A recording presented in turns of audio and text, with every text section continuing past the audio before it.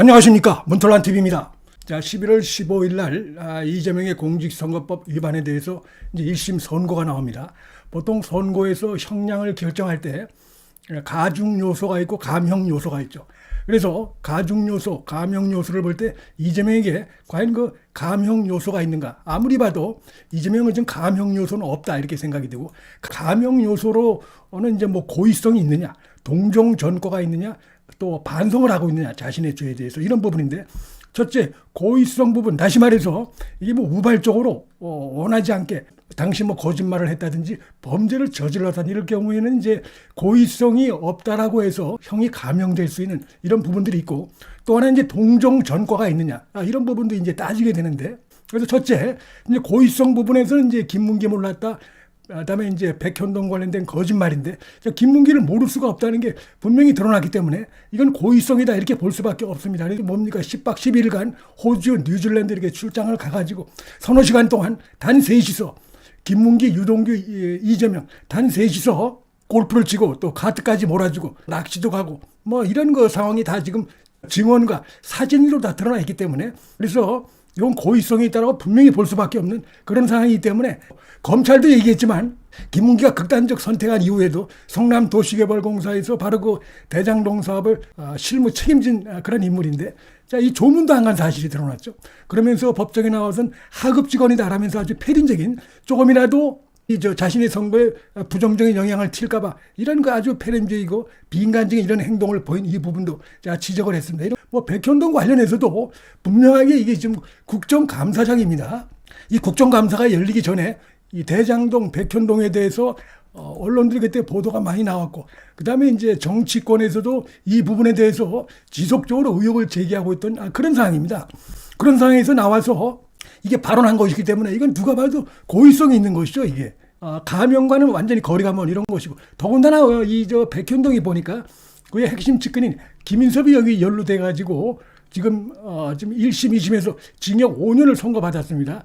중형을 선고받았는데, 김인섭의 이 판결문에 보면 이재명, 정진상 등과의 친분관계, 이걸로 해서 백현동에서 이런 비리가 저질러졌다 이렇게 돼 있지, 지금 이재명이 말한 무슨 박근혜 국토부 국자도 나오지 않고 박근혜 비읍자도 나오질 않고 있습니다. 또 하나 이제 동종 전과가 있느냐, 이 부분도 보면 이재명이 동종 전과가 있죠. 그래서 이미 이 선거 전부 사범인데 선거법 위반으로도 동종 전과가 있습니다. 더 심각한 거는 그가 경기도지사 이제 선거에 나가면서 거짓말을 해서 기소돼가지고 재판을 받을 때 바로 이 김진성 씨에게 이런 식으로 위증 교사를 해가지고 했던 이것까지 드러났기 때문에 이건 별도로 지금 이제 재판이 진행 중에 있는데, 위증 교사까지 한, 그러니까 선거법 사범이 선거법 전과가 있을 뿐만 아니라 이걸 어떻게든지 재판을 뒤집기 위해서 자신의 그 위세를 이용해서 위증 교사한 이것까지 드러났기 때문에 이건 뭐 감형은커녕 완전히 뒤집어서 가중이 될 수밖에 없는 이런 것들만 있다 이렇게 볼 수 있고,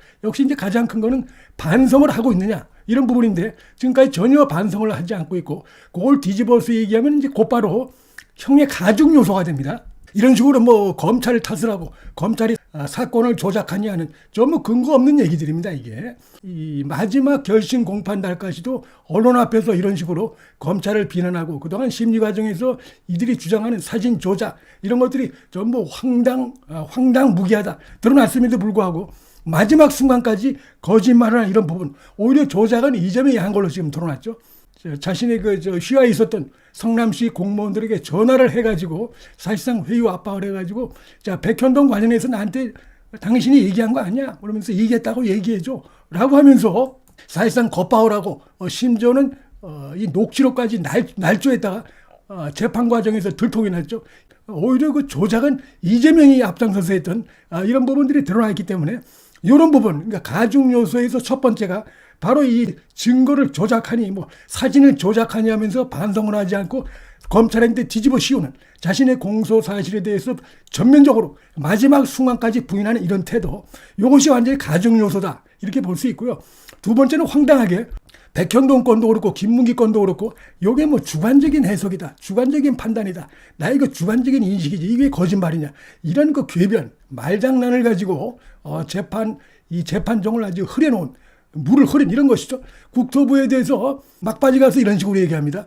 박근혜 국토부에 자기가 뭐 직무유기로 처벌하겠다고 협박을 받아서 그런 식으로 했다라고 하지만 그게 먹히지가 않다 보니까 그 협박이라는 건 내가 느낍니다. 내 해석이었다. 이렇게 얘기합니다. 그 압박은 뭐 여러 가지 형태로 느낄 수 있는 거 아니냐라면서 말장난하는데 이게 말도 안 되는 것이 바로 이렇게 분명하게 얘기를 했고 김인섭이 1심, 2심에서 유죄가 나왔습니다. 그래서 지금 완전히 주관적 판단이 뭐냐 이런 것은 궤변이고 이건 오히려 가중 요소가 될 수 있다고 보는 것입니다. 김문기 관련해서도 내가 모른다고 했지만 이거는 뭐 나의 주관적인 것이지 검찰이 내 머릿속에 들어와 봤느냐 라면서 이 궤변 이런 걸 계속하면서 내 머릿속의 인식을 증명을 해봐라. 시도 안 먹히는 얘기죠. 앞서서 말씀드렸지만 모를 수가 없는 이런 거 증언, 영상, 사진까지 다 있습니다. 이게. 그다음에 이제 이재명이가 뭡니까 성남시장 되기 전에 변호사 시절부터 김문기 씨랑 알았던 증언, 사진까지 나와 있기 때문에 이런 거 행태, 김문기 안다 모른다는 뭐 이런 주관적인 것이기 때문에 거짓말이 아니다라고 하면서 끝까지 반성을 하지 않고 이런 거 말을 흐리면서 장난하는 어떻게 보면 말장난하는 법정에서 이것도 이재명에게 이 형이 가중될 수 있는 그런 거 중요한 요소다. 그다음에 또 하나 마지막으로 들면은 이 지금 저 재판장을 정치 재판장화 했다는 것입니다. 끝까지 지금 마지막 순간까지 자신의 잘못에 대해서 뭐 고개를 수그리고 아니 뭐 읍소를 한다든지 하다못해 이런 거 없이 당당하게 검찰을 향해서 거짓말을 하고 협박을 하고 사실상 그 판사를 향해서도 협박을 했어요. 정의와 인권 이런 걸 위해서 판사들 똑바로 해라. 나에 대해서 하면 안 된다. 내가 지금 이렇게 해서 윤석열 정부에서 정치적 박해를 받고 있다.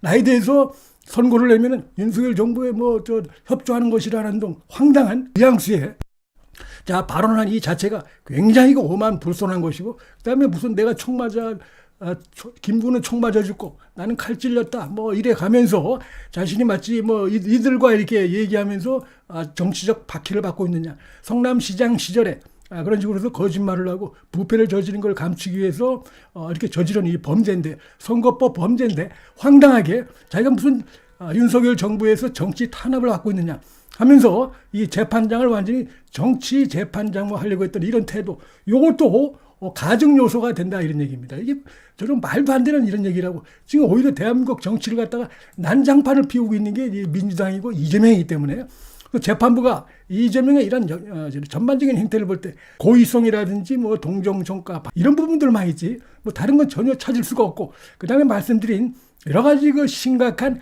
가중 요소들이 재판 마지막 순간까지 계속되어 왔기 때문에 요거는 뭐 이제 검찰이 지금 징역 2년의 실형을 구형했는데 원칙적으로 따지면 거의 그대로 뭐 선고를 해도 무리가 없을 정도로 심각한 가중 요소가 지금 쌓여 있는 이런 상황이다. 이렇게 말씀을 드릴 수가 있겠습니다. 문틀란 TV 여기서 마치겠습니다. 시청해 주셔서 감사합니다.